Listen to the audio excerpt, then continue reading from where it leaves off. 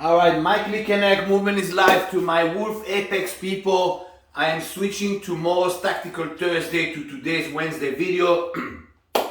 I want to share this video on Facebook, maybe even make it public, this video on my YouTube. So if you're one of the people who will come back to Movement is Life, My Click and Egg, this is the 2.0 version of it. Make sure you subscribe to the channel. It's a new channel. The old channel is not active right now. So here we go.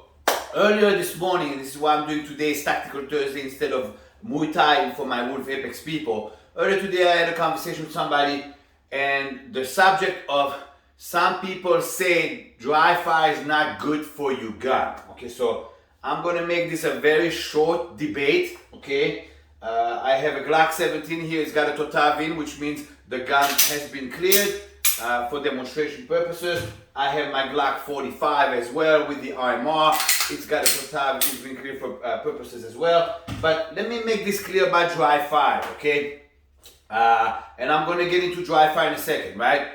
When a gun shoots a bullet, the hammer hits the primer of a bullet, ignites the fire powder in that fucking bullet shell, then there's not enough room to maintain the bullet in the shell, and there's an explosion. Let me explain that again and say that again. A fucking explosion that happens in the gun that violently projects the bullet in the barrel and forces, because of the gas, for the slide to violently come back at a velocity that is unimaginable, much more velocity than your hand doing this. Okay, I always give the example. If I take a bullet now in my hand and I hold it like this and I punch you with the bullet as hard as I can.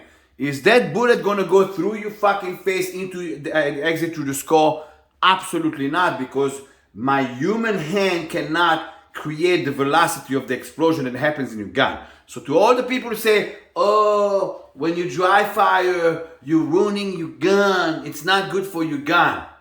Bullshit. Whoever tells you that, I don't know where they got the information, what's the logic behind it. Dry fire does not hurt your gun, nor does shooting hurt your gun.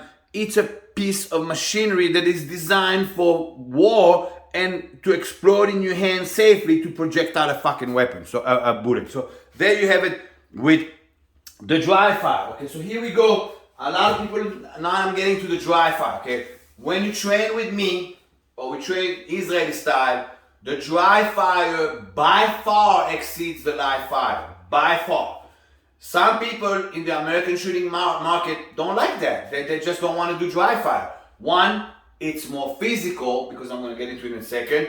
Two, it's more boring to them because they don't have the big pew pew, okay? And three, they say, okay, I don't know if I hit the target, okay? This is how it works.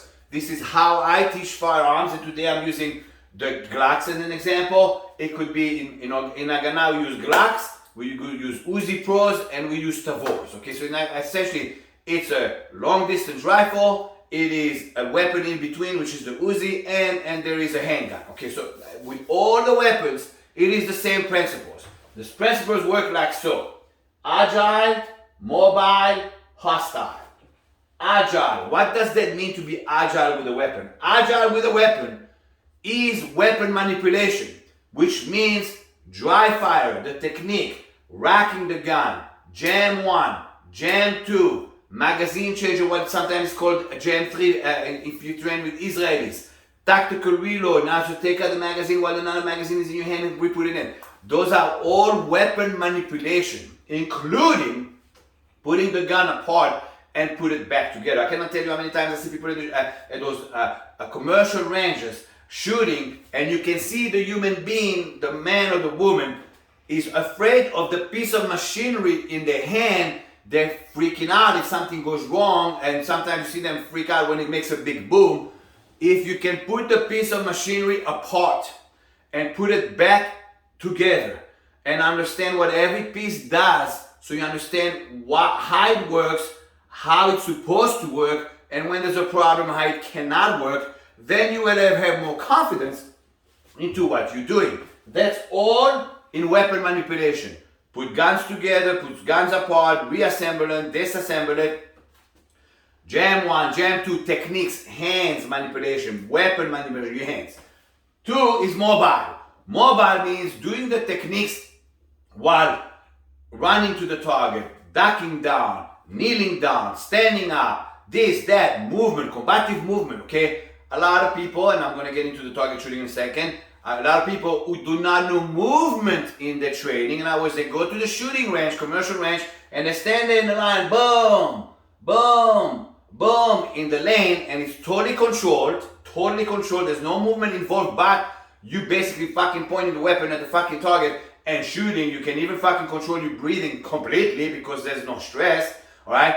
The movement is important because the movement is going to challenge you resetting to be able to shoot accurately. Finally, you have hostile. Hostile with a weapon means the ability to fucking hit the target. Okay, so this is the problem that I see when people, the same people that usually say dry fire is gonna hurt your gun, are the same people that don't understand that you can target acquisition and train your target acquisition on dry fire. You don't need to shoot hundreds of rounds at the shooting lane, at the shooting range, which essentially will not transfer to self-defense because it's not challenged with any movement.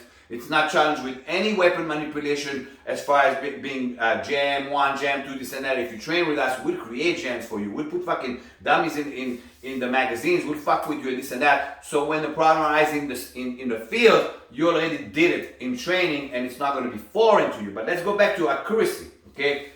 If it takes you thousands of rounds, 100 of rounds to go to a commercial range to be accurate with your weapon, that's one thing. That does not mean that you'll be accurate in self-defense, which essentially is combat shooting. To me, combat shooting and self-defense shooting is the same fucking thing. Okay, you're basically fighting evil. Okay, so in other words, if you're good at target shooting with your sights and this and that, doesn't mean you'll be good at combat shooting because number one, it's going to take you a long time to align those fucking sights and target shoot, and in real life, you're not going to have that fucking luxury. Number two, there's going to be a stress factor. So if you never train with movement, if you're always in that booth at the shooting lane and there's never any movement involved, including sprints, push-ups, sit-ups, fucking burpees, kneel down, kneel up, roll up, roll back. What happens is the first time you're challenged with movement, because it's in self-defense, movement means fucking movement is life, right? You're not going to be able to hit the target. Now brings the issue of how do you put all that together into what we do in Haganah. In Haganah, we target, acquisite, train in dry fire. Okay, we use either Garrett's 2-side targets. That's Garrett machine. It's great fucking targets. You should get them. On one side is the anatomy of the inside of the body. On the other side is for you to zero your weapon, or we use that as a target. Okay, or you can use the Haganah terrorist one that I've made. Or you can simply buy a fucking 50 cents fucking target at the shooting range and put that on the wall.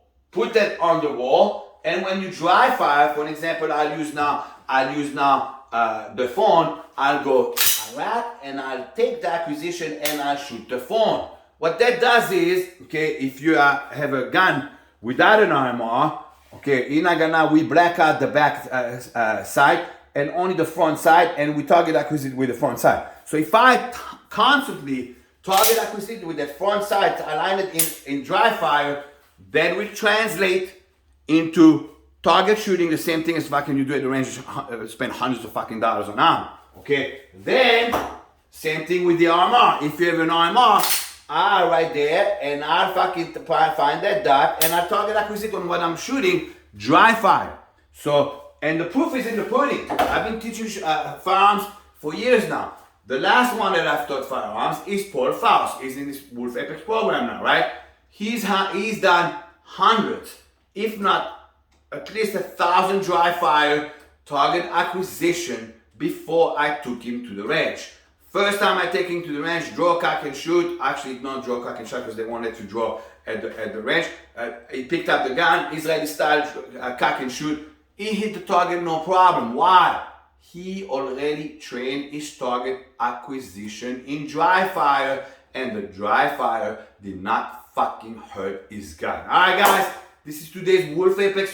For today, just an explanation. That, in other words, I took tomorrow's video and put it today. Tomorrow will be a Muay Thai day for my Wolf Apex people. To people who keep coming back to Movement is Life, Mike Lee Kinetics channel. This is the 2.0 version. Go ahead and subscribe if you're seeing this now on Facebook or wherever you see that.